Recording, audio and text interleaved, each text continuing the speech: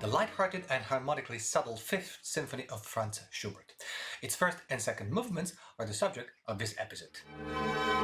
Hi, I'm Gianmaria Griglio, I'm a conductor and composer, and welcome to this new episode of Conducting Pills, a series where we look into a classical piece or part of it and outline its structure and phrasing, orchestration and harmony, with occasional conducting tips.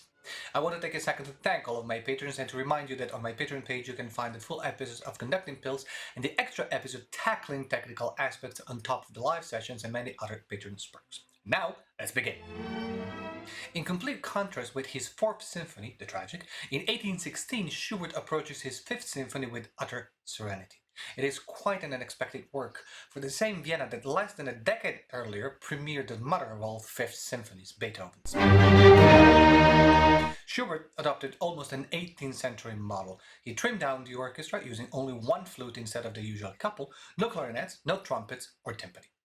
Everything that could taint the color and the happiness of this work or make it heavier was stripped out.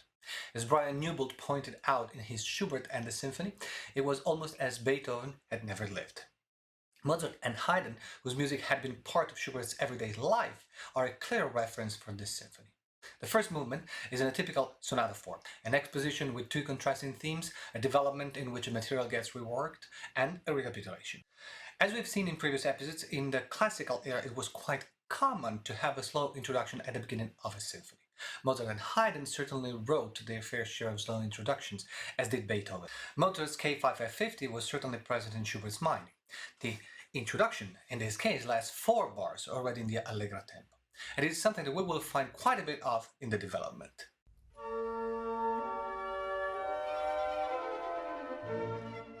The first theme is set up by the first violins, echoed by the cellos. It's dancing, light-hearted, free from any of the worries of life.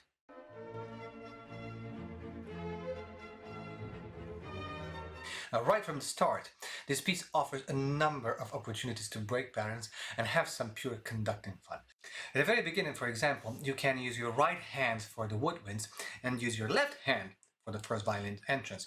Use half a circle for the slur followed by a short stroke for the short notes. And you can alternate left and right hand for violins and basses. Now notice this rhythmical element. It forms the base for everything that happens till the entrance of the second theme. Small clouds pass through around bar 20, and the first theme is repeated, this time with an added flute counterline.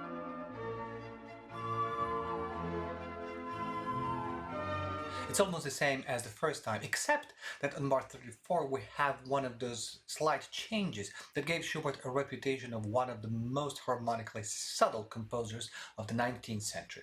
The bass remains on an E-flat, creating an A-flat-7 chord in its second inversion. In the second half of the bar, the 7th itself, the G, turns to a G-flat, giving the whole passage a very peculiar color. At the first forte, we see the rhythmic element of the theme taking a leap and propelling the phrase forward, again echoed by the cellos. The head of the cell, the dotted rhythm, is then used to come back to the same starting point.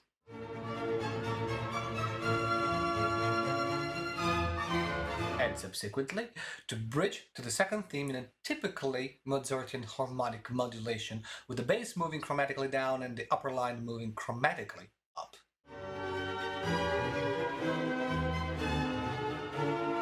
Notice how the second theme maintains a connection to the first in that dotted figure.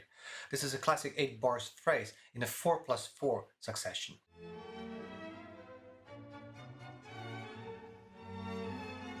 The repeat is rescored with the woodwinds, another echo of Haydn and Mozart, and then the surprise, a deceptive cadence on a D-flat, the 6th of the scale. Using the chromatism, the harmony turns into an augmented 6 on bar 84, leading back to F major.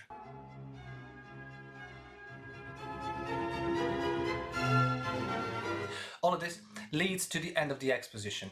And notice the continuous back and forth between major and minor keys and the insistence of the dotted rhythm.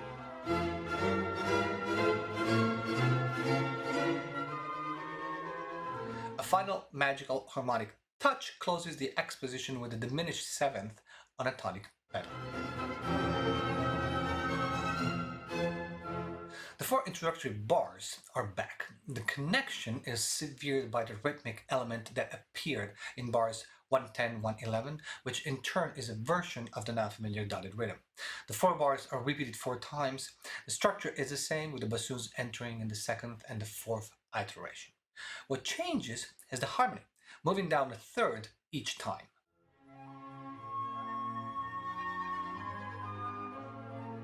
The rhythmic material is back in the modulating pattern.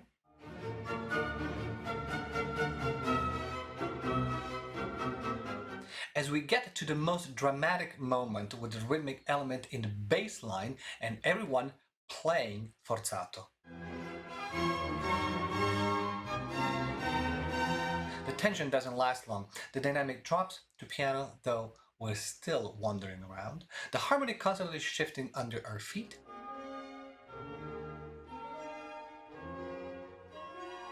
And the final leap on a forte piano slides us into the recapitulation.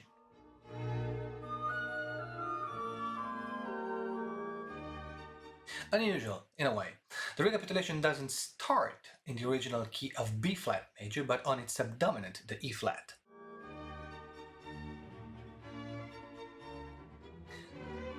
The recapitulation goes on by the book until bar 276, where Schubert cuts into the coda with a greatly joyful moment before going back to the closing material, as in the exposition.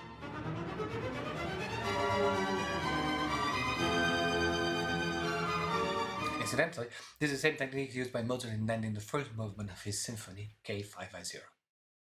The lovely melody moving to a classical 6/8 meter and the subdominant key of E flat opens a movement that shies away from the sonata form, going for an extended ABA form. Extended because the A and B blocks are in fact repeated, forming a final A, B, A1, B1, A2 coda structure. The four bars theme is exposed by the strings,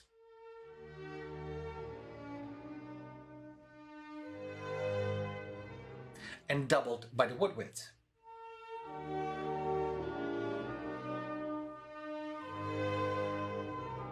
The second part of this first musical paragraph reiterates the dominance of the E flat major key.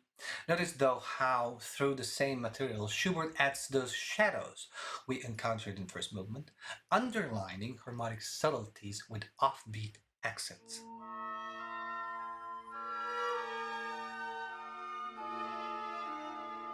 The B section starts in complete contrast with what we just left, with a wandering and veering F-flat arpeggio.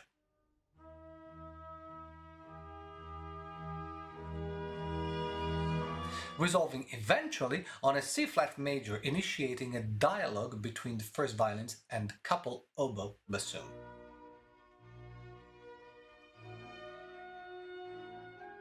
The idea is obviously related to the opening theme. The dialogue evolves, moving first to the flute and bassoon first violin, and then including the entire woodwind section. 3 bars later, we'll land on a desperate G minor, enhanced by the entrance of the horns.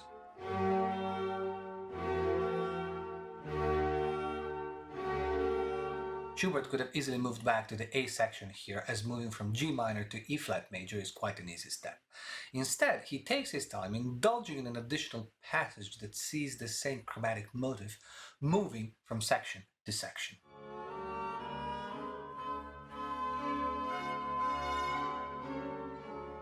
Till we finally land back on E flat and the reprise of the theme. The A section is repeated in its entirety with some embellishment,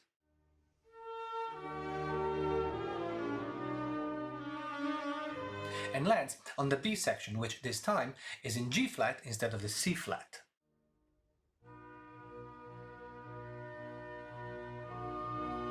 This section is shorter in returning to the home key, and only the first part of the A section is repeated, landing on the coda, which closes the movement with a beautiful and warm arpeggio of the horns.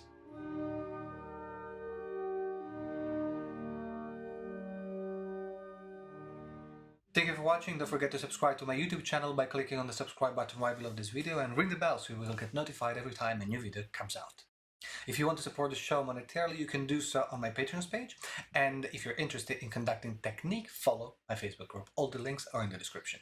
Let me know in the comments what you think about this piece and if you have any suggestions for future videos. And I look forward to seeing you next week with a new episode of Conducting Pills when we will go on to the second part of this beautiful work.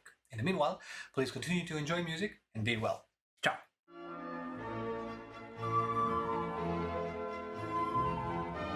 Add an extra pulse here and there to help with clarity. No, keep under control the speed of the baton. It's the